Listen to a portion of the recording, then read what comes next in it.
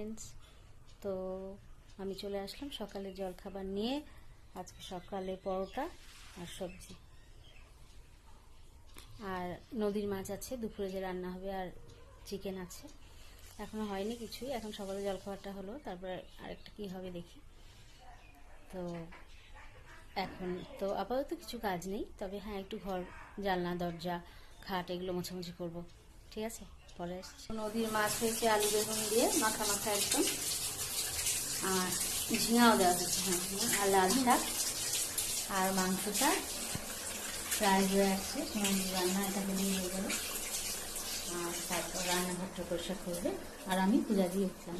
তো আমার পূজা দেওয়া হয়ে গেছে, পূজা দিয়ে উঠে মাকে খেতে দিলাম, মা খাচ্ছে, আর আমি আর একটু পরেই খাবো। হাওয়া আছে আজকে, কিন্তু রোদ আছে একটু, তো পরে আবার আসছি। ওকে, এখন কিছু সেরকমভাবে বলার নেই, এই জন্যই বললাম পরে আসছি। তো চা খেলাম, সন্ধ্যার রুটিনে তোমরা জানো। আজকে এটুকুই থাক, আবার কালকে দেখা হবে তোমাদের সঙ্গে। তোমরা ভালো থেকো, ঠিক আছে, টাটা।